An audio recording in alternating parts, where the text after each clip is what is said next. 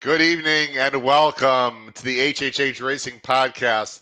It is episode 150 here on the channel. I'm your host, Howard Kravitz. Thanks for joining us for a very lively roundtable discussion talking about all the major stake races over the weekend at Belmont Park, most specifically the ones that happened on Saturday with my fantastic co hosts and also Kyle Roscoe. Please make sure you subscribe. We are almost at 1,000. Actually, so we're beyond 1,000 with the subscriptions. My bad. We're like 1,250 with the subscriptions, but we need to get that Twitter handle going. So we're almost at 1,000 followers, excuse me, on Twitter. You can follow me at H Kravitz there on the name tag, and then of course on the scroll in the bottom, hkravitzhorse@gmail.com is my email. But let's pump up those followers on Twitter. If you're on Twitter and you're not following me, please do so. I sent out a lot of content this past weekend from Belmont Park. I've been red hot lately, selfishly. The last 36 hours also sent out some information on some winning tickets and whatnot. Anyway, breaking news on the channel last night with Andrew Lejeune, who is leaving the Hong Kong Jockey Club, and he tweeted something out tagging me.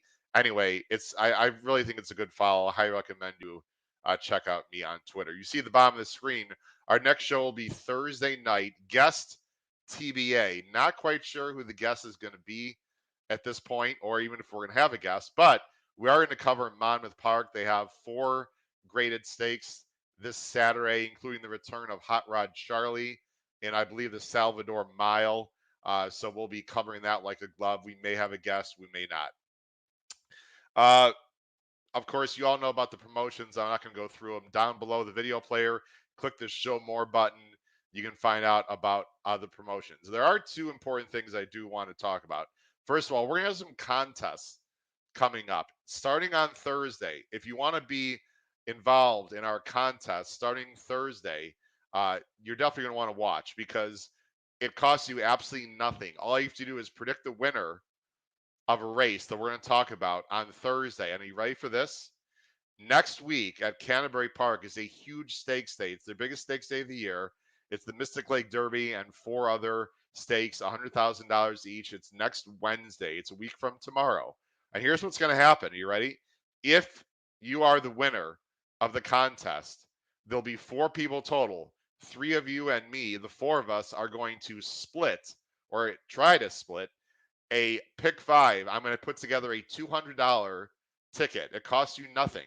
I'm going to put together a $200 ticket, pick 5, a week from tomorrow at Canterbury Park. And if we hit it, and you're one of the winning contest players, you will get 1/4 of the win. If it's chalky and we hit and it casts for 400, you'll get $100. If we get some prices and I'm lucky enough to hit it for 10,000, you'll win 2,500. Excuse me. So I'll talk more about that on Thursday. But again, it's gonna be a hit and split, completely free. The race that you're gonna have to play or win will be Saturday at Monmouth. The hit and split pick 5 will be at Canterbury Park next Wednesday. So that's the information. I want to apologize. I'm sure you can hear me a little slightly under the weather, a little bit hoarse, so bear with me today. Anyway, that's one contest, and then we're also going to have another contest a week from today. We're going to have a podcast a week from today with some people from Canterbury Park previewing the big stake races a week from tomorrow. So anyway, got some exciting contests coming up. Stay tuned to Twitter, your emails if you're on the email list, etc. All about that. The last thing I want to do before I bring on my co-host very quickly, I have some people I want to thank. Uh, I had a fantastic time out in New York. Was there Thursday to Sunday, of course. You all know that, or most of you know that. I had a chance to meet some people in person for the first time. First person I want to thank in person, of course, is Paul Halloran, my co-host, who I had a great time with. Also, took me out to dinner. Don Peppies was amazing on a Friday night. Met his good friend Bob Mullins, now a friend of mine as well. So a shout out to Paul Halloran, my co-host. A great time with him.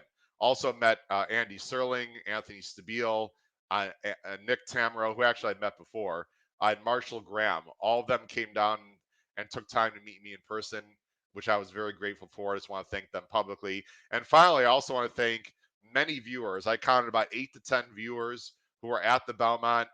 We met up. You know who you are. I'm not going to list all the names, but it was a pleasure to meet all of you. Finally, it's nice to put faces with names. We had a great time shooting the breeze, talking horses, etc. So thanks to all of you who were out there and reached out to me, and I met at NYRA. And finally, I want to thank Donnie Nelson, who's in charge of NYRA Bets, who took care of me as well with some hospitality. He didn't need to do that, but he did. So Donnie Nelson of NYRA Bets, if you hear this, or even if you don't, I want to thank him as well. All right, we got a few quick comments here. Who we got here? Horsey Dave, thank you. Yeah, 150 shows. Very cool. And yes, we're gonna have the contest. I'm very excited about that. And last thing, Horsey, I think I was yelling at the Ascot horses. That might be part of it. But anyway, thanks, Horsey, for all those comments. Please make sure you comment in the live chat, ladies and gentlemen, because I want to hear your opinions. We want to hear your opinions tonight about the stake races at Belmont Park. All right, enough about me. I'm actually going to be doing less talking tonight now that I got through the intro, just because my voice is a bit shot. So let's bring on our co-host tonight. We've got from the East Coast, Pete Visco, from the Saratoga Special Newspaper, Paul Halloran, and co-owner of Smokin' Jay, Kyle Roscoe. Guys, how are we doing tonight? Doing good, Howard. Thanks for having us on. Appreciate it. What's up, Howard? Long time. Absolutely. Yeah, long time no see. Yeah. So let's just do a quick whip around. Paul, I'm going to have to start with you. Before we get into the races, talk about in general, briefly, your experience at Belmont Park. How many Belmonts had you been in this weekend, marks how many, and just your thought overall on the atmosphere and the weekend in general. I would say for me, it was probably somewhere in the number 10 to 12 range, I guess, Howard, if I had without thinking about it, which is my specialty. It was, for Belmont Day, it was rather low key, 46,000. I was there for the Big Brown. That was 100,000, close to 100,000, which matched the temperature. The California Chrome Day NYRA unfortunately completely lost control. That was a total bedlam. That's when they decided to cap it after that year. So I enjoyed it, to be honest with you. I'm moving around a lot, as you saw. I'm going from sitting down to the paddock to the winner's circle to the tunnel. So it was easily the easiest to move around on a Belmont Day that I have found, which I like. Remember, they lost a lot of capacity with that beautiful arena that you saw, Howard, UBS Arena. Yeah, basically, really nice. The backyard, there was extensive backyard seating, nothing like Saratoga, but extensive backyard seating that got eaten up because they basically put the arena in the backyard, as you saw. So that really is the reason for the 50,000 capacity. But so 46,000 I thought was very comfortable. The weather was great. The Belmont itself was not compelling, but we knew that going in. But, the horses on the undercard who were supposed to run, they ran, boy. And I know we'll get to that. Pete? Yeah, I always enjoy Belmont weekend. We always say it's like the third Breeders' Cup day with how good the card is. So just watching all those horses and you get to see, horses from all the divisions, which you enjoy the most, which again is why it's probably comparable to sort of Breeders' Cup, because you see all the divisions. It's starting to get in the stretch run for the Breeders' Cup. So everybody's ramping up. We're getting to see just the top level, and then they ran like it for the most part. So that's always exciting, sort of what Paul said. Yeah, and Pete, we missed you, by the way. Of course, the Delaware were there. We will, don't feel too bad. We know, listen, we'll meet up for sure, the four of us together. Kyle, you had a very special day. I want to wait for details until we get to the Jaipur, but just in general, how do you feel about the weekend? Just an absolutely amazing weekend, just through and through. Getting, let alone my first time to Belmont Park and, getting that whole trip in the paddock and down into the viewers area. Just unbelievable weekend. Of course, taken care of by everyone in Naira. So again, thank you to them. It was absolutely amazing sitting upstairs in the garden terrace, just, food, beverage, everything. It was just an amazing weekend. And like Paul said, I know we're going to get into it, but man, what a bunch of races and what a bunch of horses that we're going to cover through this podcast here. Yeah, how high is it up there? I mean, was it was it way up there? I mean, Like, was it hard to see? I mean, not really hard to see, but definitely like Arlington, if like Arlington Suites level, like it was way up there. Definitely looking down, looking down at ants basically, but it was still, I mean, seeing the whole track and everything around, it was definitely super cool. Yeah, I already talked about the weekend. I thought it was tremendous. It's a very old school track. Obviously, a lot of it's not being used. But Paul, I think this is the first time they did it. I thought they did a really nice job. I'm sure you noticed that right by the dirt, the home stretch, they had those like hospitality areas set up. There was like barbecuing going on. They had like turf, on there, so you could walk on it. And I don't know if they've done that before, but I thought that added a pretty cool touch.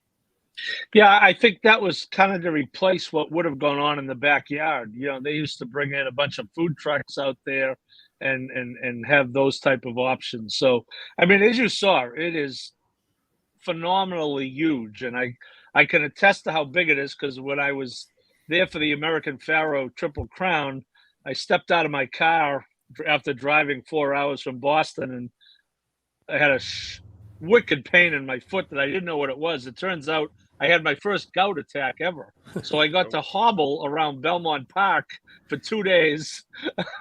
And it's a pretty big place to be hobbling around, Howard, as you saw. So it's, there are going to be some changes there, but I'll tell you, I love it. I mean, as I say, I've been there 10 or 12 Belmonts and always the day before. And I just love it. I think it's a terrific place. Well, guys, let's go ahead and jump into the races again. We're going to be on for at maximum, guys, 1 hour. This show is going to end at 9 p.m. Eastern, guaranteed. So we're going to go through some races very quickly, if not really at all, because there are definitely some races we got to take a look at. We're going to go in chronological order. The first race we're going to talk about is the only race on Friday that I think is really worth commenting against. This one, we're going to show a lot of the charts here for everyone. Let me make this bigger too, so we can see it better here. I think we'll go maybe one more click here. Yeah, there we go. One more click. Paul, we'll start with you. Jackie's Warrior in the True North was absolutely amazing. We're not going to show the replay. I will show the buyers. Again, for those of you not familiar with the chart, the furthest left column, the one that I'm looking at right now here, that I'm sort of going over with my cursor here, is are the buyers of the race that just happened. So these are the buyers. Jackie got a career, not a career top, but a 107. There's really not much to say. He just went to the lead. Mr. Phil tried to make him work, but this, what I'm circling down here, right here, Paul, this 22-4 first quarter, forget it. It's over. Good night. Yeah. And look, it wasn't a strong field. I get it. But, this horse just shows up and everyone says, well, no one challenges him early. Well, that may be because that might not be a great strategy. You saw the other day how you mentioned Mr. Phil actually got the jump and had the lead a little bit. And, the Jackie's Warrior just calmly takes Rosario to the front, and he never hit her with the stick the whole race. I want to say her because of Jackie. He never hit him with the stick. And, I've been fortunate. I've seen this horse run in person 2 or 3 times now. The horse is 4 for 4 at Saratoga, 4 different stakes races, and is going back this summer for two more stakes races that he's never won. Steve Asterson, right after the race, said the Vanderbilt, which is July 30th. And speaking of phenomenal race cards, the Forgo, which is on the Travers undercard on August 27th. So I think this is a generational type sprinter. It's a pleasure to watch him run. And, even though the race was no contest, you just applaud Jackie. Paul, for people that don't know, I know that we've mentioned that you write for the Saratoga Special, but unlike the other 3 of us, you had access to jockeys and trainers that you just mentioned immediately after the race. So anything that Paul tells us, guys, is literally straight from the horse's mouth, so to speak. That must be. I know you've done it before, Paul, but on on a big day like that. It must be pretty cool to be able to get their instant reaction. Oh, it's great. I love it. It's a passion of mine. I did the undercard. Saturday, basically, I wrote a very, very long story with all the undercard races. And Tom Law, who's our managing editor, wrote the Belmont. And I wrote a story on all the Friday stakes races. And I had to decide what to lead with. And even though the race was no contest, I did lead with Jackie's Warrior because of the angle of coming back to Saratoga. And, our website is thisisHorseRacing.com. It is the website of the Saratoga Special. So I know the folks up in Saratoga are looking forward. So yeah, it's great because you do get that instant reaction. The jockeys, they hop off the horse and bang, it's right there. So you're kind of getting their unfiltered reaction right away, and it's a great part of the business. I love it. Pete, we talked about this race, of course, on the pod with David Aragona. The exacta, which I don't see it on the bottom of the screen there, but anyway, the It's up at the exacta. top, Oh, there yeah. it's at the top. Sorry. Yep. Listen, the exacta paid $355. I think I talked to Kyle about this and maybe Paul too. Pete, if there was a horse that was 7-2 that you loved, what's wrong with hitting on a 7-2 shot? That's basically what you did by hitting this exacta. So I don't know how you feel, Pete. I'm not afraid to play small exactas, especially in a contest situation, if I believe that I have the exacta ice cold, as Dave Weaver would say on TBG, right? Yeah, 100%. I mean, I think people sometimes get scared away by it, but just up your denomination. And I mean, obviously, depending on your budget, but if you up your denomination, you almost get it's like a free square sometimes if you really like it that cold. So definitely play it, even if it's like this one, even if it's $355. But like you said, that's a 7-2 shot. I'd bet a 7-2 shot every day. This horse is going to Saratoga, according to what Paul said, to go 6 and 7, Pete. I mean, it's going to take a serious horse to beat him. That being said, he still, since the Breeders' Cup, really has not been pushed that hard. I guess he's actually pushed. He actually was pushed in his first race back at Oaklawn, the one he sort of barely won. I don't know. I still think he's a little bit vulnerable in the correct situation. That situation might not be until the Breeders' Cup, though.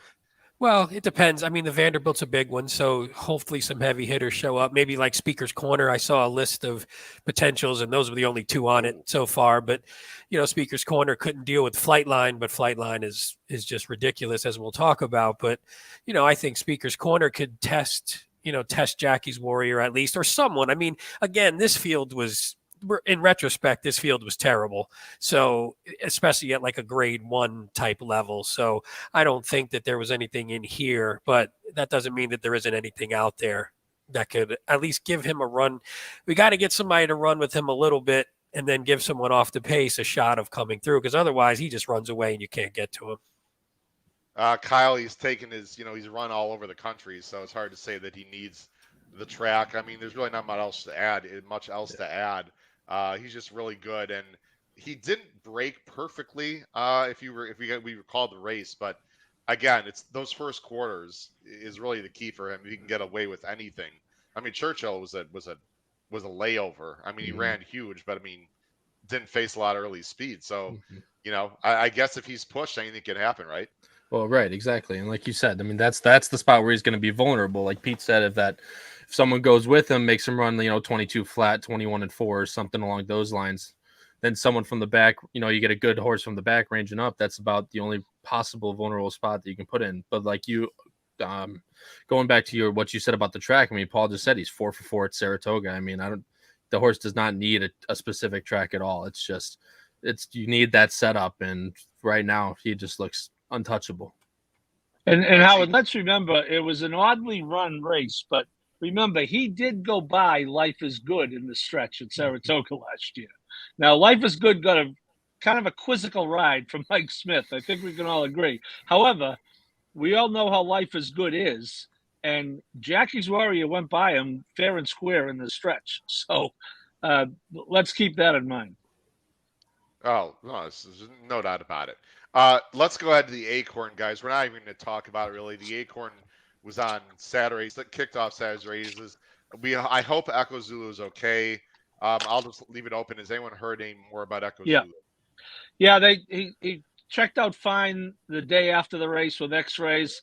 As a precaution, they're sending him to Root and Riddle to Dr. Larry Bramlage, who's the probably the top vet in the game, to do a head to toe just in case. But they believe she's perfectly fine. That's good to hear. Yeah. Anyone that singled Echo Zulu in the early pick 5 was like it would not made it much more nervous. And Matsureya just took her business really easily over a very probably the weakest grade 1 field I think we've seen in a very long time because Echo Zulu was out. But anyway, let's just go ahead and move on. Matsureya wins that for Cox and Flavian Pratt. Let's go to race 4, the Just a Game. I'm going to go ahead and bring this one up. This one, selfishly for me, was extremely disappointing. I'm going to go in reverse order here, and we'll just do a little quicker whipper on. I'll try and move this along a little bit, guys. All that responsibility falls on me here. Let me go ahead and bring up the race here. Oops, I got to actually share this. There we go. Regal Glory is just really damn good, Kyle. I mean, this horse is getting better. She's getting better as she gets older.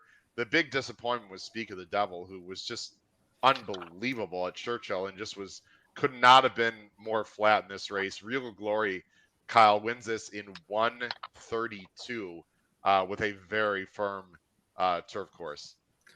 Yeah, and I mean, I was on the same spot that you were. I was on Speak of the Devil. I had $20 single to pick 3. That is to Regal Glory. I mean, to Speak of the Devil, and then Echo Zulu, which turned into Matsureya, and then 4-5, and then a $10 4-5 Echo Zulu and Matsureya. So I was really heavy on Speak of the Devil here, and yeah, just not a whole lot of running, honestly, from Speak of the Devil. But Regal Glory, like you said, as she continues to get older, as she turns 6, I mean, just her numbers have continued to go up. She's just very impressive in this. Like you said, granted, it's, which look at them going, so, they're going really fast out there. Again, granted, on a very firm turf course, but Regal Glory, Jose is just sitting so chilly on her right now. He knows that she's just going to range up so nicely, and she just goes by this field with pretty much a lot of ease. Here, speaking of the devil, Pete, I don't really believe in bounces, but I don't know how else you could explain this unless speaking of the devil just loves a turf course that they're not running on anymore right now. I don't know. Well, but it wasn't even. I mean, it was a great performance last time, but it wasn't like it was some super high. I mean, it's like the buyer was some spiked crazy buyer, or it was just a really visually impressive race. So I mean, I have no answers. I thought Speak of the Devil was probably the most disappointing horse of the weekend for me, because I was expecting. Regal Glory is one of those horses that I always play against. And, basically you regret it almost every time. Unfortunately, that's not going to happen ever again. I could say that. Yeah. But time for a new strategy, Pete. Yeah, I was going to say, luckily this was, I wasn't involved in much in this race. This was more of a mostly a watch. I think I had a pick 3, but I think that got screwed somewhere else anyway. So, but this is one where I think Regal Glory is just strong. And anytime she shows up, you have to, she's going to be one of the favorites, and you have to respect her every time. And Speak of the Devil, I mean, I don't know what's going to happen next time. It's still going to have Pratt. It's still going to be a Brown, so it'll probably get bet. But she's going to have to show something off of this just completely dull effort. All right, Mr. Newspaper Man, what did we find out about Speak of the Devil after the race, if anything at all? Well, we found out that Chad Brown is pretty deep because for the second day in a row, he had an odds-on favorite. I think this one was one was not odds-on. This was even money. Regier on Friday, which we won't talk about, was odds on. Both Euro imports, who've had 1 or 2 races here, both times they ran awful, and both times he won the race with another horse in his stable. Bleecker Street, who, again, we're done with Friday, but it's probably worth a mention because his turn of foot is just something unbelievable. And in this case, it was Regal Glory. So he is the guy who can have Rougier and Speak of the Devil have absolute no-shows and still win. So hats off to his depth. I mean, for a guy like me who had Rougier and Speak of the Devil, I'll come on and I guess I'll just say I was wrong, but it feels a little bit weird for me to say that, not because I'm not wrong all the time, but because they didn't even run. I mean, it was so aberrational to what they usually do. You look at the buyers here. We're not going to go back to Rougier, but Speak of the Devil ran an 83 after running a 98, and it's not like she was coming back quickly or anything. So it makes no sense to me, and the Rougier effort just made no sense to me. But again, people that went a little contrarian, congratulations to you guys because you were able to cash. And Real Glory, I'm assuming the Diane will be next, Paul. Would that be our guess? I would think so. Yeah, Yeah. that would be a logical spot. Yeah, the Diane is at Saratoga. I think it's mile and eighth. But Chad will have he'll have 10 different horses to choose from that race. So He is especially strong on the female side. let's go to the Brooklyn guys. This race, selfishly for me, was a real nice score.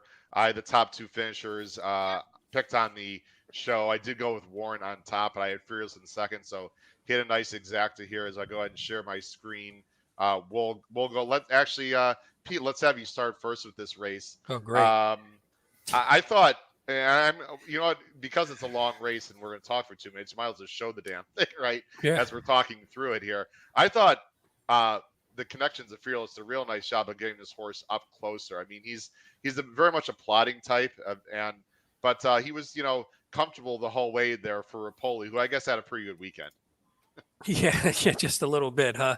Yeah, I think Fearless got a wonderful trip. Actually, so did I thought Warrant did as well. I think they sat off what turned out to be maybe not the strongest speed, and I think even Lone Rock. I think Lone Rock is sort of I love Lone Rock. He's a great horse. He's one you'd love to own, but he sort of benefited in these long distance races from maybe coming up against softer fields. And this one actually, I think we talked about it on the show that this was one of the stronger Brooklyns that we've seen in terms of who entered it. I mean, generally it's sort of like second tier horses. These weren't like top tier horses, but these were horses who ran against top tier horses and had some top tier results in some cases. So I think that's what hurt. Yeah, go ahead.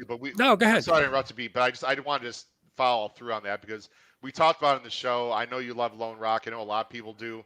7-5 was a complete ridiculous. Oh, that's ridiculous. Underlay, and we talked. That's not redboarding. We said, or I said, I think a few of us. I wasn't the only one that thought that this horse obviously could win. But I mean, the odds on this horse, I guess, like you said, Pete, as an excellent handicapper, you talked about it. People like the 1-1-1-1-1s. Yeah. But every 1-1-1 is not the same.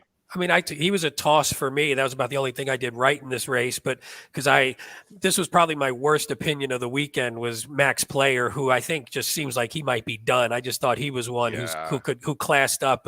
And again, he's one where you look at it and you're just puzzled. Like he didn't run a lick. I mean, you look at him there, he's going to be off the screen in about 2 seconds. So this was a terrible race opinion wise, aside from the fact that I tossed Lone Rock completely. And I had Fearless in the mix, but I think this was one where I sort of just singled a couple things to Max Player and had Max Player to win. But look, Fearless here. I mean, he's ranging up. He's better than Lone Rock, and First Constitution just isn't someone. He didn't get an easy enough lead for what he probably would have needed to hold on in a race like this. Kyle, who'd you have here, and what'd you think of the race in general? I had Fearless. Fearless was actually, like you said, it was actually one of my best plays of the whole weekend or whole day for me. To you as well.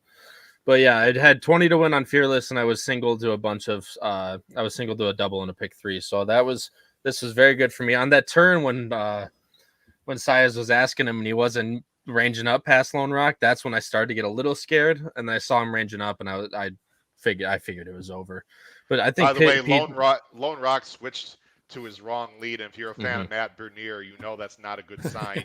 I think he was just probably getting tired, but I'm really interested to see where Lone Rock goes next, Kyle. Oh, 100%, because like you said, I mean, it's not really that horse is a bad horse, but like you said, I don't think every 1-1-1-1 is treated equal, and this is definitely one, like Pete said, this was a toss for me as well, and it ended up working out with a nice price at 7-2. Paul, where do you go with Fearless? I mean, he's not really a Whitney horse. I mean, he's one of those in-betweeners, right? I mean, he's not a grade 1 type, but he is very honest. Where would you go next with him, Paul? There's a marathon at Saratoga. I'm looking for it. It might be the Birdstone. Yeah. That's what is that? Is that a mile and a half? I think so. Yeah, that's what I got the Saratoga Stakes schedule up here, and I'm looking at. I know there is one dirt marathon, and I thought it was the Birdstone. It is. I'm sorry, Paul. I'm looking at it. I'm looking at Lone Rock. If you look at Lone Rock's PPs, he ran and he won the Birdstone last year. It's a mile and 3/4. So it's that would probably July 28th. Yeah, July 28th, he'll go there. I would assume it is a specialty distance, and I can see, why they bet him. But I also did not like him a little.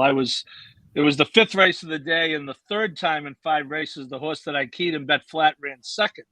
So had I been playing place, I would have had a very good day. But playing win and exact is, if they run second, you don't cash. Oh man, I didn't know. But you learn something new on this show every week. Obviously, you do, Pete. I'm it's here to amazing. educate. That's why you write for the Saratoga special. Yeah, huh? yeah. That cracked. So I was at that point, Pete. I was 3 for 5. Second. Oh, that's awful. So, but But that was as you said, Howard. It was a good omen for the orange and blue of Mike Rapoli.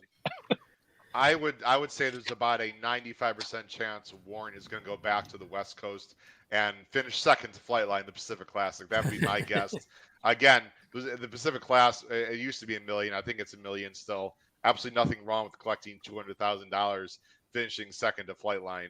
That'd be my guess. I haven't heard anything from. Oh, you could stick around for the Stephen Foster. Cox is a Kentucky guy. That's a little quick, isn't it? What is that? Isn't that the 4th of July weekend?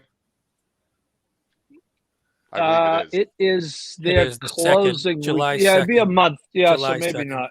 No, it'd be a few. If I were the Cox connections, I don't need to tell him what to do. I would go to the Pacific Classic or maybe the San Diego out west. We'll see. He's got a lot of options to with this horse. Well, Warrant's a nice horse, just wasn't good enough on the day.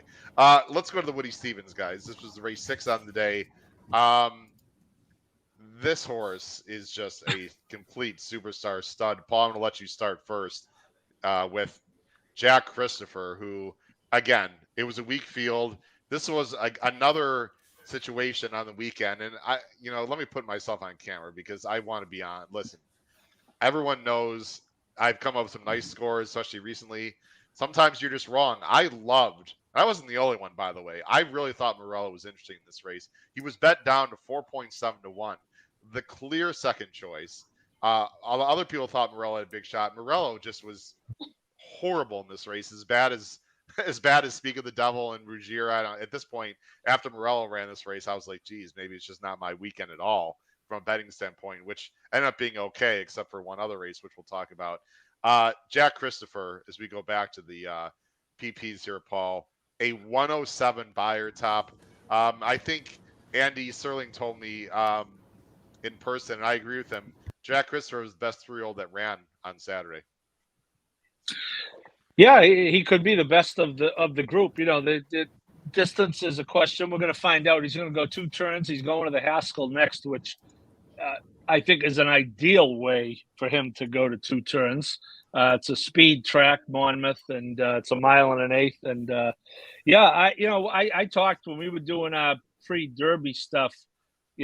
Obviously he had some issues, and it took Chad a while to get him back. I said, I wonder if he wished he could have got a race into him.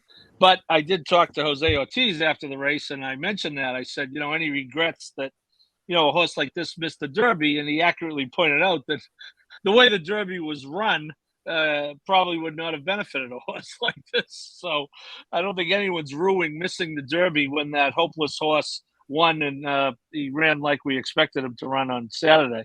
But this is, I would say the 3 performances you're going to talk about from this weekend were Jackie's Warrior, Jack Christopher, and Flightline. And this is you could just watch Jose Ortiz. He's moving his hands a little bit, I guess, out of courtesy, but he's not really asking. By the way, I was in the same box with a mother, father, and son who had a small piece of provocateur through my racehorse, so they were very happy with the 3rd place finishing. Kyle, I'm not going to push back, but I'll just say this is basically a paid workout. I mean, he's going to run as fast as he possibly can in this race. I'm not taking anything away from the horse. Just from a handicapping standpoint, though, Kyle, I mean, he faced 0 adversity in this race. Oh, 100%. I mean, as I was standing there with the president of my of Crownsway, who I own Jay with, just like we're sitting at we saw him at the top of the turn. And we're like, this horse is going to go by provocateur. Like he's standing still and just absolutely blew by him. And I know Howard's gonna like this one. His favorite horse actually ranged up and got second over Provocateur. So that in Papa Cap. So, but yeah, just I mean, not a whole lot in this race at all. But when a horse does it like that, you just got to kind of just sit back and watch in awe. It's just unbelievable. Pete, do we know how good this horse can be? I mean, could this be like a breeder? Let's say he passes the test in the Haskell, Pete. Would you go to the Travers? I mean, he's not bred to get distance, but he sure moves like he can get distance. He's the most, to me, I mean, other than Flightline, I actually think he's the most fascinating horse running right now in the United States, just because we really don't know how good he is and we don't know how far he can go. Yeah, and I mean the 3-year-old division is up for grabs, so he's got a chance to take that by the horns too. So I mean, if he runs really well in the Haskell, I'd like to see who's in it. I know they mentioned Taiba, but after that last performance, who knows what he'll look like. But I think he's one that, yeah, I don't think the 1.25 miles is necessarily his friend, but if he runs great in the Haskell, how do you not try the Travers? I mean, you got to give it a shot and see what this horse can do. And again, if he can't, if he does run well in the Haskell but doesn't in the Travers, you don't have to go to the Classic. He'd be a monster in the mile, in the Breeders' Cup Mile. So if you want to take him to that, then great. I mean, again, you don't want to run him and do something that he's not capable of doing. But I think the best thing about him was, even though he was sitting off probably Cheap Speed and Provocateur, who I actually own a piece of too, so was actually a little mad for a second because I had everything single to Jack Christopher and didn't have Provocateur in one bet. But I was like, if this horse holds, it'll be wild. But his last 2 races, he sat off targets, and yeah, they maybe weren't the best of targets, but it's still great to see a horse who could sit off and not be a need the lead type, especially once these distances start stretching out. And we know that there's speed already that are going to be going into these 3-year-old races and eventually into the upper, the older horses as well. Yeah, Jack Christopher is really nice. It's gonna be fascinating to see where he goes. Yeah. Pete, let's go. Sorry, Paul. Howard, could I bring up one very quickly before we leave this? I agree. If you run him in the Haskell to see if you want to go to Travers, if for any reason it doesn't work out, I think there's a very realistic possibility you see Jack Christopher against Jackie's Warrior in the H. Allen Jerkins on Travers Day, which would be, that'd be great. Flightline, Speaker's Corners, all because that's what you do with Jack Christopher. You either extend him to the Travers, or if for any reason the Haskell doesn't go well, you cut him back to 1 turn 7 furlongs in the Woody Stevens. The H. Allen Jerkins, wrong right. legend. I still like to say King's Bishop. I can't get over not saying King's Bishop. Yeah, that race is one of my favorite races of the year. The H. Allen Jerkins 7 furlongs on Travers Day, correct? Yeah, so that's going to be plenty of seats. I have plenty of seats that day at my table. You're all welcome. There we go. Thank you, my friends. Thank you. We appreciate that. I will be at Saratoga next month. I don't think I'll be there for the Travers, though, but maybe next time. Pete, this is your chance to gloat, and gloat you shall, because this was an excellent call on your part. Let's go to the Ogden Phipps here. We're going to show the replay. I thought you can make the argument this was the best race of the entire weekend in terms of competitiveness. I mean, obviously, it was a very close finish between Clarier and Malathot. Clarier wins. Before I show the replay here, let me just show the chart here. Clarier paid $11.60, Pete, a very generous $11.60 if you backed Clarier with Malathot in second. Also a nice exacta, 16 for $1 considering the field size. Clarier, by the way, got a buyer top of 106, as did Malathot. They both got buyer tops, and Search Results got a buyer top. So that means this was a very fast pace. Of course, what's shocking is at the bottom there with Latruska getting a buyer bottom of 50. So we all know why. I'm going to go ahead and show the replay and let you talk about Clarier. They went fast early, basically because of Search Results. Yeah, I mean, this is one where, we do all this work pre-race to try and think of what the trips are going to look like. And this was one that I know for myself, this is one that worked out exactly as expected. I know for Paul, I know Paul liked Search Results. This is one he probably didn't like this as much, although it looked like she might get away because they just had so much distance on them. But I mean, Latruska, because I know for me, I had Latruska basically, I think I had her in third. I had her in on a ticket because in case she got away and nobody went with her, then she's hard to beat. But my plan was I was on 4-3. I was on Clariere Malathaat because I thought the 1 and the 5 would burn each other out, and then the 2 closers would come. Go ahead, Howard. Paul, I want to ask you a question because you had search results, and by the way, I look forward to the you hitting that pick 5 that we're going to split this weekend.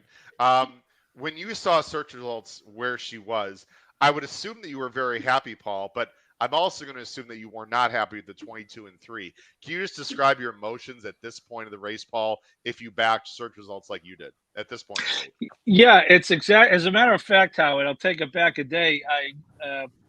On Friday, I congratulated Chad Brown in the paddock on his Preakness win, and I did ask him about this horse just because I love the horse, and asked how she was doing, and he said she's training superbly, and he said, we're gonna set off that other horse and get first run on her.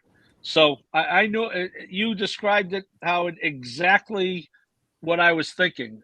The race was just the way I wanted, but just about, I don't know, 3 or 4 ticks too fast. I thought right here she was a winner. I thought she was a winner probably till about almost off the turn. And even though she opened up in the stretch, you could see the other horses coming, and the 45 and 1 is to go a mile and a 16th. It's just too quick, but I got no complaints. I thought she ran a career top. She ran her eyeballs out, and one of these days I'll be right here, about Paul. Right here, Paul. She's in hand going by Latruska. I mean, I know they were going fast, but you had to felt good at this point. And then Pete, my horse, who was Malathaat, your horse, coming up here, Clariere. I actually was also happy with where they were. They were both getting unencumbered, real nice trips, and you knew they were going to be running. I really, really felt that they were going to get search results. It was just a question of which one. Yeah, no, I agree. Yeah, I had the same thought. I mean, I would have liked to be a little closer just to feel safer, but because neither one of them are super explosive. They sort of they're workmanlike to an extent. Like Clariere, I think's got a little bit better of a click. But yeah, at this point, I felt pretty good because I felt like search results was eventually that last 16th or last 8th was going to get to her. So, and that's exactly what happened. I mean, you see him working on her pretty bad, and at this point, though, it looked like Malathaat might just hold on, but Clariere had that late. Yep. Stop the race. Stop it. Well, I picked on the show 4-3. That was my exact on the show and didn't actually have it in real life. So, it's great, but then you look at it afterwards and just call yourself an idiot for not betting something that you liked sorry cold. You didn't have it. Yeah. Well, it was a great call on the show. I'm sure some people cashed because of you. Kyle, who did you fancy in this race? And, these horses are fantastic. Was the personal ensign, I believe, Paul at Saratoga, is a mile and a quarter. Let's just say they're pointing there, Kyle. Do you have a feeling as to which one might be better at a mile and a quarter? Is there one of these two that you prefer going forward? I mean, both of them showed that they could hold the distance pretty well at the end there. This race, I actually didn't have that big of a opinion in this race. I was sitting down by the paddock, obviously, because the Jaipur is the next race we're going to talk about, but I was sitting out there right on the outside of the paddock, and I look up at the board, and I'm seeing 9-2 on Clariere. I'm like, oh, I got to play 9-2. So I ran to the thing, threw a 20 in, put it on Clariere, and ended up getting the run home. But this was the one race that I actually didn't have that big of an opinion on, but I ended up cashing just on a whim just because I saw the price. But going forward on the distance, I mean, they both, like I said, they both ran home together, basically. And like I said, going back to the Alabama, I know Malathaat won the Alabama at a mile and a quarter last year. And then looking at Clariere, I mean, how long as she's ran in the past, years, the mile and an eighth, which was at the Breeders' Cup Distaff where she got lost by 3/4. So, like I said, Malathaat's shown that she can handle the mile and a quarter, but I don't think Clariere necessarily can handle the mile and a quarter either. And I think Latruska is regressing. I thought Latruska was regressing before this race. I said on the show I wasn't overly impressed with her starts. Listen, Father Time, beats up on everyone. And I'm not saying Latruska's done, but I don't think she's as good as she was last year. I'm sure she'll still win plenty of races. We are going to go past 9. I always do this, guys. I got to be better with the time. That's all right. I don't think anyone really cares. We still have a bunch of races to talk about, and our viewership is excellent. So I thought maybe we'd get through in an hour, but there's so much to talk about. Let's talk about the next race. Now, Kyle Roscoe, for those of you that do not know, has a very small piece of Smokin' Jay, who ran in the Jaipur. Kyle, just very briefly, I know you took a picture in the paddock with someone. I don't know. You can certainly talk about that or not. It's up to you.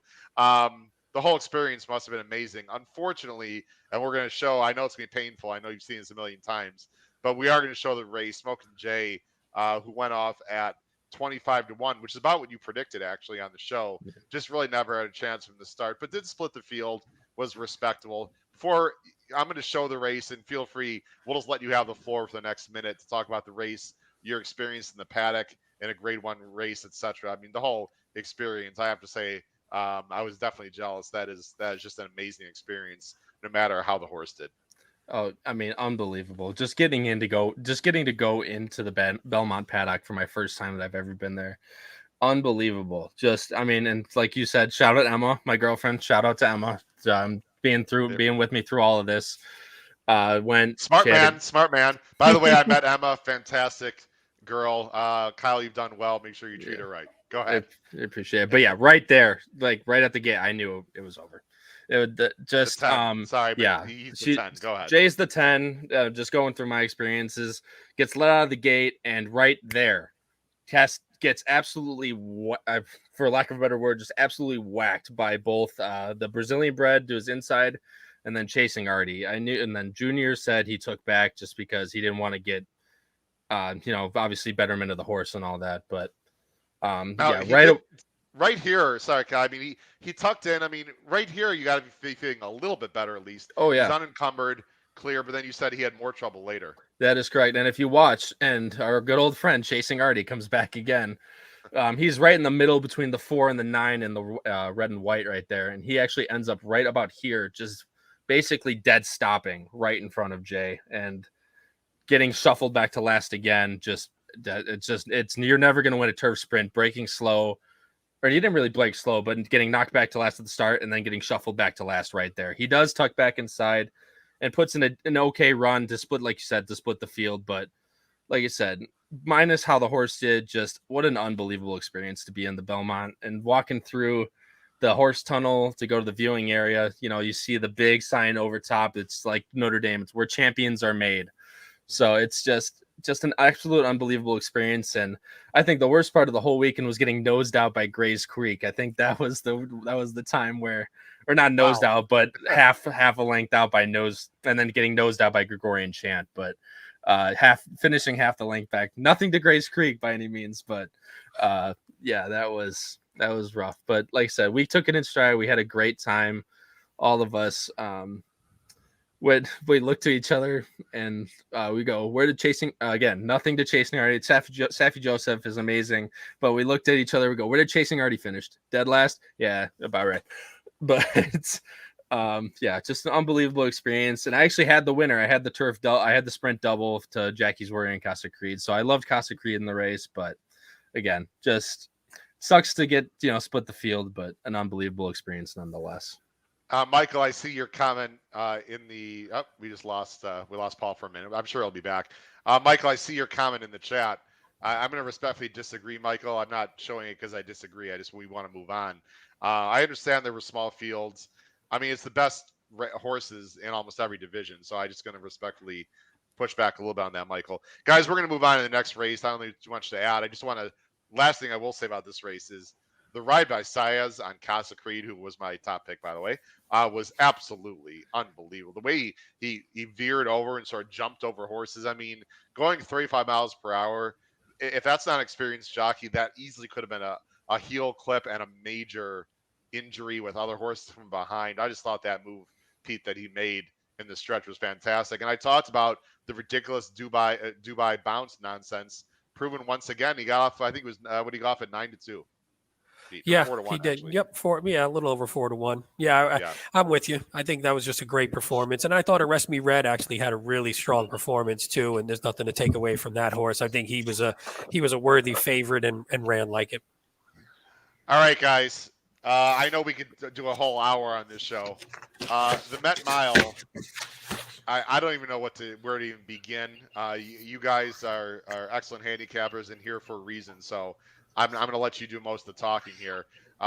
Before we show the race, let me just show the chart. We all saw the race. We all know just how unbelievably impressive it was. Flightline gets a 112 buyer, not even his buyer top.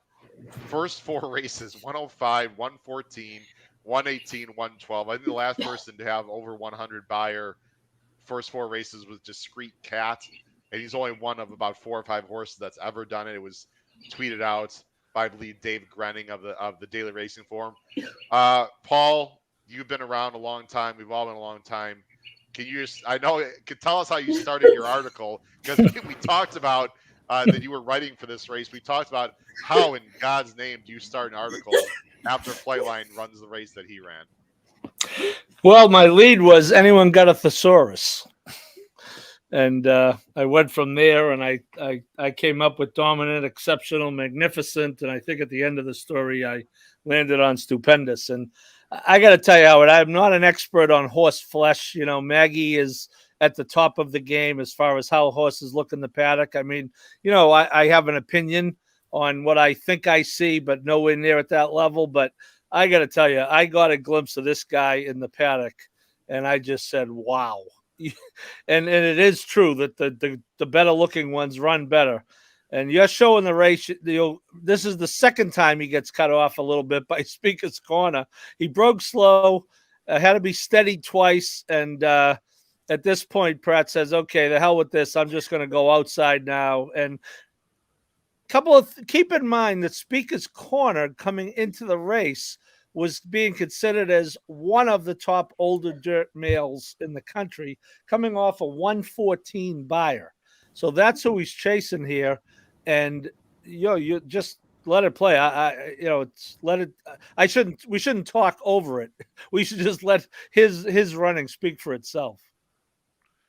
Michael, I want to show your comment. I understand your frustration, Michael. But listen, there's small fields everywhere in the country right now. So if you want to blame Naira, go ahead. But there's a race tomorrow in Ascot that's got 5 horses too. That's the Prince of Wales. So anyway, it's a problem throughout the whole world, but especially in the United States. Pete, I'll just let you take it from here. Yeah, I mean, there's nothing really to say. He's an awesome horse. He's a monster. He's one of the best we've seen in many years potentially. I mean, I guess the only thing you could say is if you break badly, which he's consistently done in a couple races, yeah, it doesn't hurt you in a small field because you don't have the opportunity to get into any trouble.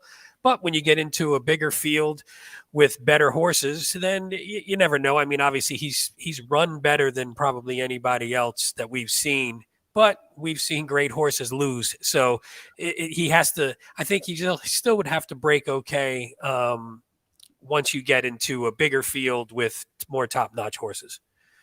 Kyle, 2 questions. First of all, is he going to be better around 2 turns? Because usually speed carries even more around 2 turns. And this is not really a question, but a comment. He galloped out, and Paul can confirm this. He was there. He galloped out 10 ahead.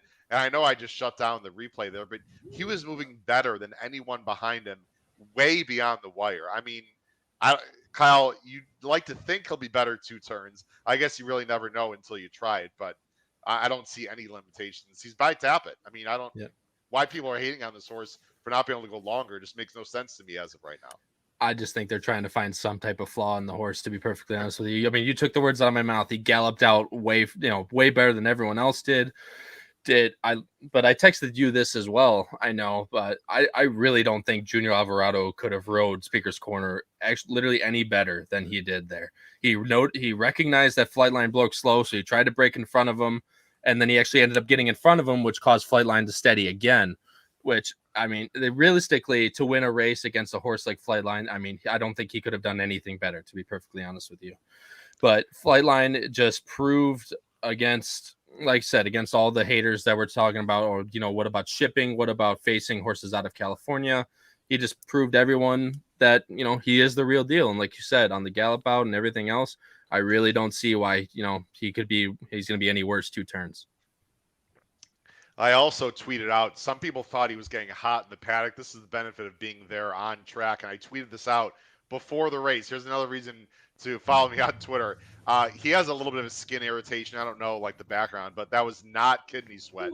And I think that is important to note if you were trying to beat this horse. So he looked great in the paddock. There was no issues Yeah, whatsoever. Howard, I can assure you, if you saw that horse in the paddock, you would not have thought he was going to have any difficulty. And I was, again, by the way, I was all in with Big A on Speaker's Corner. So full disclosure, I just thought that if you were going to beat Flightline, this was the day. But if I was a little less confident in the paddock, I can tell you that much. And Junior Alvarado, Howard, I think, said it best. He said, I had to let my horse go at the half-mile pole, but he couldn't keep up. We'll try to avoid that horse next time. That's what he told me after the race. That's like saying we're going to try to avoid the plague. Yeah, that's breaking news there. I guess he's going to the Pacific Classic, Paul, is what the vibe is right now, mile and a quarter. Like I said, I just can't imagine he's going to face anyone that good in the handicap division. All the better handicap horses are out east or the Midwest. That's a perfect race for him. It's $1 million. It should be an easy win, assuming everything stays healthy. And we'll set him up, I guess, for the Breeders' Cup Classic, right? Yeah, I think there's talk maybe to San Diego first, which is a prep for the Pacific Classic. It's well documented. He's run 4 times in 14 months, so he doesn't run that often. But if you're John Sadler and you just want to train him up to the Pacific Classic, why wouldn't you? But there was he did mention the possibility of the San Diego, then the Pacific Classic. And yeah, then I think you ship to Keeneland and take on all comers.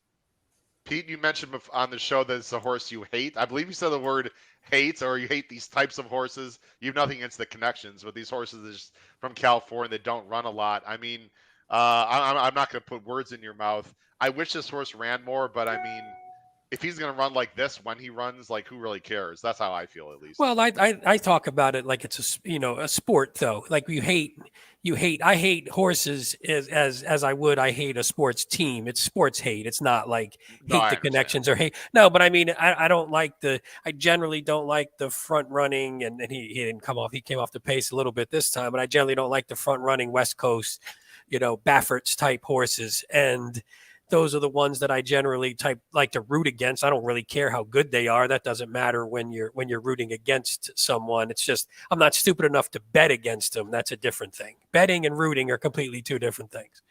I hear you. Kyle, you're by far the youngest one here. I mean, is there a horse that you can compare with in your lifetime? What do you for the people, you're 22, is that correct? 22. That is correct. Yep. 22, 23 in August. But is there? I mean, growing up, granted, I started paying attention to horse racing when I started really hardcore when I started working at Arlington, which Arlington horse racing, it's the top of the top in the country, of course. But I mean, for me as a kid, it was Pharaoh. It was always, everywhere Pharaoh went. Minus Travers, of course, but no one needs to talk about that. But it was it. It was always him. The Derby was sensational. The Preakness was no contest, and then the Belmont. Just watching that horse win the Belmont, it actually came up on my Facebook feed. It was like one of my first Facebook posts ever. Was #Crown the Pharaoh with a picture of American Pharaoh on the TV. But that's like I said. I don't know how this horse could win the Classic by 10 lengths. Who knows? But the closest thing I have to compare him to is Pharaoh. Like I said. Yeah. It's insane. I think that's a good comparison for someone of your age. But I do think he does have to run against better horses just for a legacy standpoint. Like, Justify won the Triple Crown, but and I definitely dislike Justify. He was one that never went beyond the Triple Crown, so his legacy isn't as strong as, say, some of the other horses, because he faced a relatively weak 3-year-old crop and then never faced any of the older horses. So Flightline is still going to have to do it against better legacy-wise. Pete, I think Kyle will attest to what I'm about to say. I don't know if you dislike Justify as much if you saw him in person. When we were at Coolmore, this was the most physically imposing monster there by far. Like, I mean, he was just a gorgeous. You could still not like him, but I mean, Yeah, he I don't was, care about that. What do I care? All right, Pete's like, I don't give What a do I crap care about that? No. That doesn't Kyle, mean back me anything. up. No, Complete you're disgusting. 100% right, but I do agree with Pete that, Legacy has to attest to more than just the Triple Crown. But no, I mean, it might be Pharaoh and just, he's 10 at this point, man. You got to give the old man some credit, but no, Justify, look just physically, that horse right now, even though he's been out of training for, 4 years at this point, that horse is still an absolute, just a monster, just such a specimen. All right, guys, we got 2 more races to talk about. This is the race that I get to vent of all the races. Oh. The Manhattan. I was having a perfectly fine day. I had a lot of. Now, listen, I wasn't going to be, taking care of anyone's college funds or buying a new car on the day, but I was alive to pick 4s, pick 5s, pick 6s of multiple amounts for many actually different people, including the podcast pools. And I was feeling okay because I had Clairiere and it, whatever. I mean, it wasn't going to pay great, but the Belmont looked like it could be open, and until the Manhattan. Let me just say this right off the start. First of all, it was won by Tribuvon. I'll go ahead and show the chart here. Tribuvon was 19-1. I don't want to be too sour about this because it's horse racing. First of all, I'll say congratulations to anyone that had Tribuvon. Fantastic. I'm happy for you. You sniffed him out. He obviously ran back to his nice efforts last year. Got a 108 buyer, a career top. So congratulations if you have him. I'm going to put us back on screen though. Here's my issue. Now, if there's a horse I dislike right now, it's Chalmaker, because this MFer screwed me at Keeneland. Kyle was with me that day because we didn't have him at Keeneland, and he finds his winning ways and he wins, looking really damn good. And then he decides, okay, Howard, I'm going to screw you again. Doesn't break at all. He was going to be the main speed here, and Tribuvon gets loose. Now, you guys all know this. This happens, right? Sometimes horses get loose. That's not my issue. My issue is on the jockeys, and I am not a jockey hater. So please don't send comments on the chat that, Howard, why do you keep ripping on jockey? No, watch the show. I actually compliment jockeys 95 times out of 100 compared to criticize them. It's an extremely difficult job. That being said, if Tribuvon, I'll put it back here. Tribuvon went 24-3, fine. 49-3. That's a 25-second quarter on a turf course that was rock hard. There should have been, the whole field should have been within a length, within 3 or 4 lengths, in my humble opinion. Again, I've never been on the back of a horse, blah, blah, blah. I get it. But the fact that, I know Gufo's a closer. I thought they waited way too long on Gufo. Adhamo tried to make a bit of a middle move, but, he also was caught behind. And the spot that bothered me the most, I'm going to show it right now. And then, Kyle, I'm going to let you go first here. The spot that bothered me most, I'm going to see if I can get to it, is about right here. Okay, this is, if you're at Hamo right here, you got to start going. You got to be up here. Gufo is what, back? Hold on, I want to make sure He's the deuce. He's right there. I know, but is he back? He's right here, I think, in the yellow, right? Or correct. The green. Third from the right. Yeah, he's right here, I believe. I know he's a closer, but they're walking, and look at the separation. You got to have a clock in your head. And I turn to Matt Couture, and right now you see, great job by Franco, by the way, start opening up. Right here, I knew I was in trouble. You cannot make up this much ground going this slow against a good horse. I just hated the rides. Again, I'm going to move on, but this was a very bitter blow for me, selfishly. And then, of course, Adhamo and Gufo, the 2 best horses in the race, in my opinion, end up going second and third. Paul, your general reaction about this race?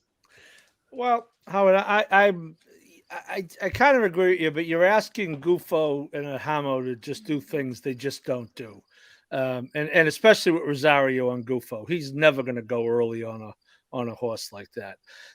I'm a little upset with myself after going back because talk about hate. I hate the channel horses. There's 2 of them, Cat and Maker. I never, ever use them. And I only get beaten infrequently. That Keeneland race was one of them.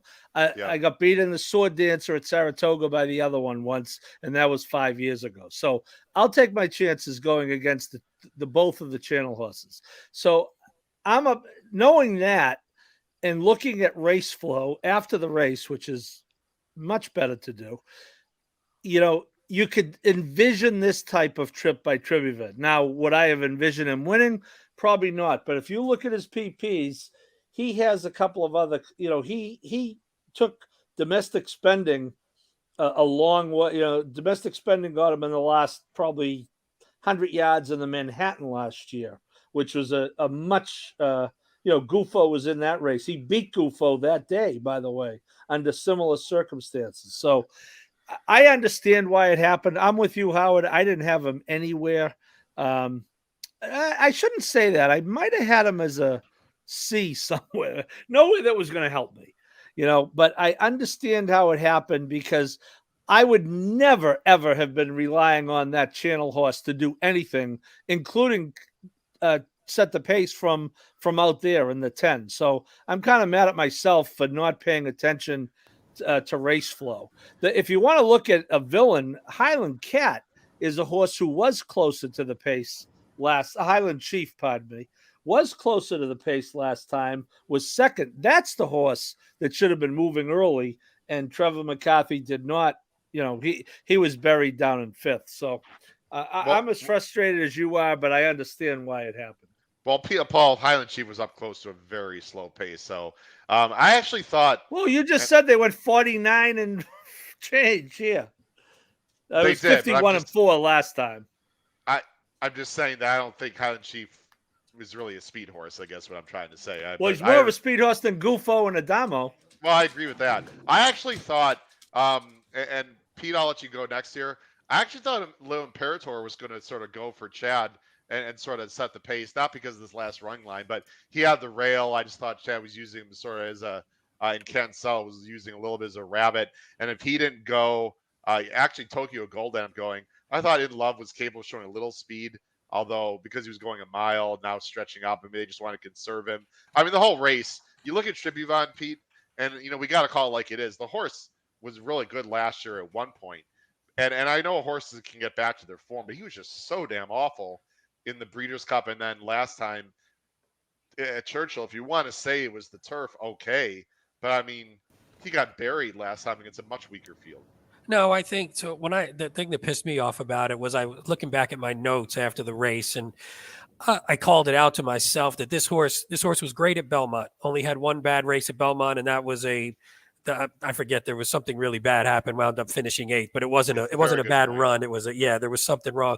This horse was really good at Belmont, and this horse is really good when it doesn't set suicidal type fractions. And in the turf, those fractions were way too fast. And even last week, I thought watching it that it was just too fast. I mean, you could just tell, like, it was still a 147, which he's done. He's run faster than that and still done well, but really not, though. So I just think when he gets to settle, which he did here, he's just really good. And especially if no one's going to go with him, he's going to get an easy lead. The one thing you said that I loved was he kicked away earlier than, he didn't wait too long. And I hate when horses wait too long and they let horses get close.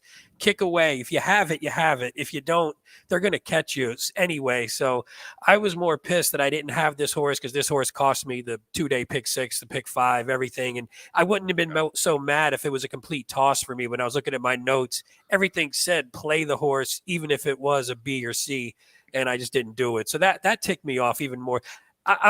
Belmont is a negative to me. I totally did not enjoy the Belmont meet last year because of races like this, because of the dead speed and the slow speed and the unaggressiveness of the jockeys who are supposed to be the best colony in the country. And they're so unaggressive in some of these races that it makes you frustrating even watching it sometimes.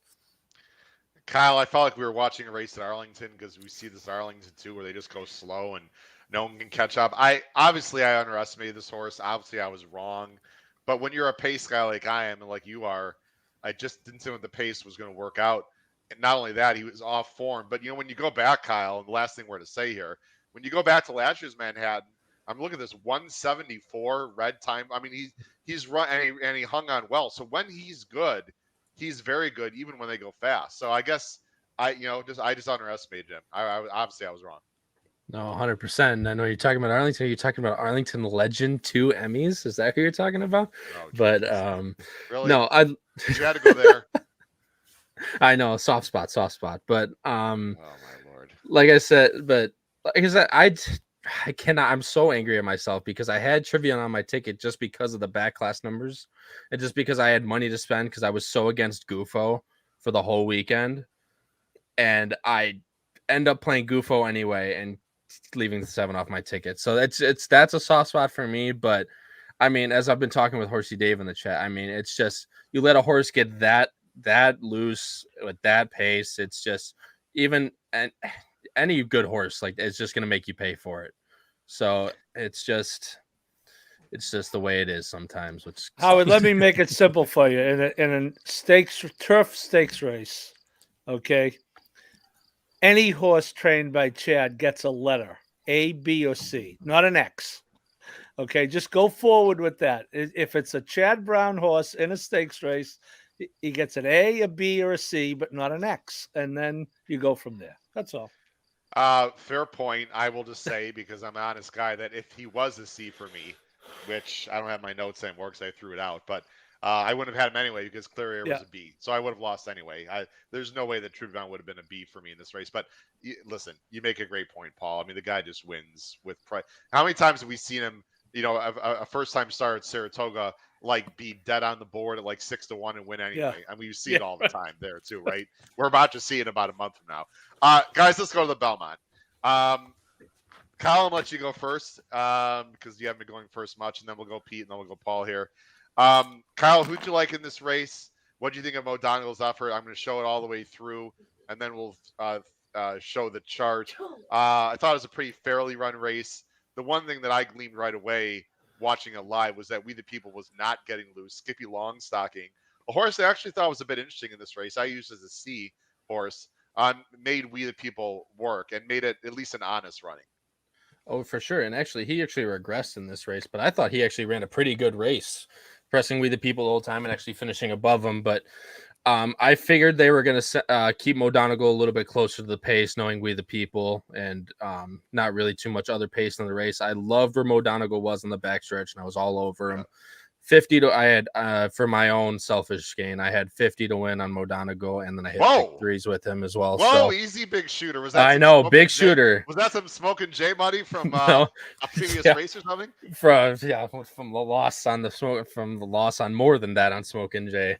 But I'm actually not giving you crap because listen, everyone has a different bank account. You know, I'm not making for you. That is a pretty sizable bet, though, correct? Yeah, no, for sure. And that, like I said, that was my second best opinion of the weekend. So I had next to Casa Creed, actually, who was in the race with my own horse.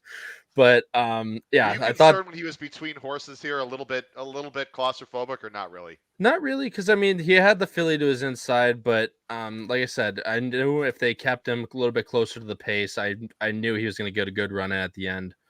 And actually, Nest, people aren't giving enough credit to Nest. She ran a really nice race for what people thought she was going to run at her. Actually, she got bet down to 5-1, but she ran a really nice race, and the Micropoli won too. But yeah, I thought Modonegal ran a great race for what was put in front of him, and he took care of business.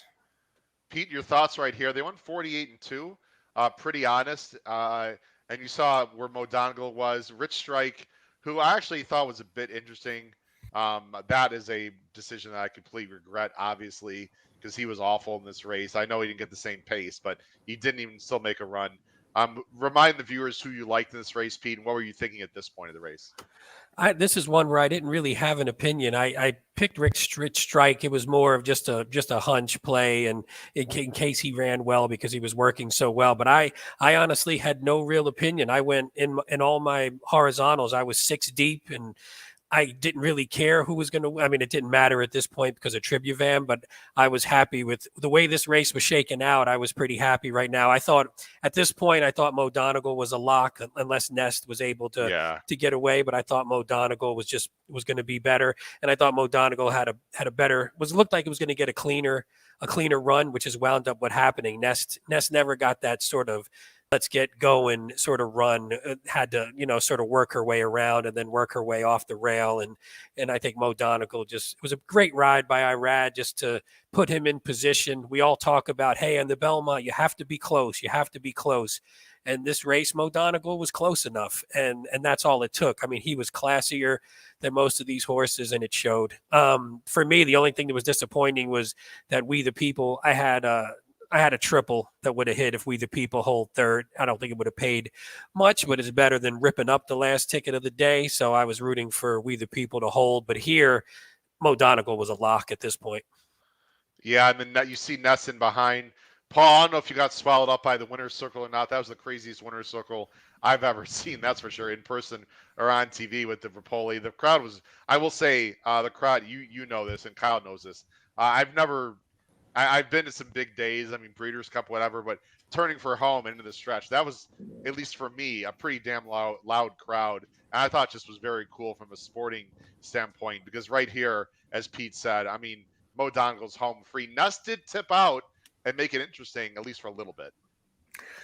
Yeah, I had good and bad opinions in this race. I figure a Pletcher's going to win because Todd wins it more often than he doesn't. I put a little too much stock in that. I didn't think Mo Donegal ran that well in the Derby, but having said that, you should just ignore the Derby because the horse who won it, this is, and again, it's a great story. We won't, good for them. I'm happy for them. People were talking about it, but this is who he is. He's an 83 buyer horse. He's not a 101 buyer horse. It was a complete fluke. He was 80-1. He was drastically overbet in this race at whatever he went off at 4-1. He went from 80-1 to 4-1 in 5 weeks. I don't think he won 3 or 4 races in that 5 weeks. He had a good workout at Churchill Downs, a track that he loves. So, I mean, he had no chance. But I keyed the wrong Pletcher. Right? I liked We the People going in, and I stuck with him. And I played a lot off Nest, and I agree with Kyle. I think Nest ran really well. And, I got no issue with Mo Donegal beating me. I think Rapoli's great for the game. You saw what it was like, with him and his 70 people in the winner's circle. So I got, as I say, good and bad opinions and equals no cash again. We're going to end with a whip around here of who you like going forward off this 3-year-old crop. Of course, there are a lot of horses that didn't run in this race. I mean, you could name them Epicenter. I mean, boy, a ton of horses. Let's just focus on the horses in this race. How good is Mo Donegal, Paul? I'm assuming he's going to be going Jim Dandy, Travers. Yeah. Can he be right there with Epicenter? I guess we don't really know who's in the upper echelon right now, and it's not as if Fletcher doesn't have some other horses that could, step up waiting in the wings here. How good is Mo Donegal? And I think Ness is also going to the Alabama, correct, Paul? Yeah. She'll go back to the females, which is the should be used typically the week before the Travers. I believe it's the 20th this year. Mo Donegal's in the conversation. I think because of the way he was able to win this race and he was able to be a little closer, albeit at 1.5 miles, it might be you might have to be a little sharper, even going 1.25 miles. But he is going to be in the conversation. I'm not giving up on my guy Zandon. I'm still waiting for him to reappear. I think it's interesting because I thought Chad was going to bring him back in the Haskell, although I don't know that he needs to put him and Jack Christopher together at this point. But as far as the divisional title, I think it's going to be decided starting with the Haskell. Go Haskell,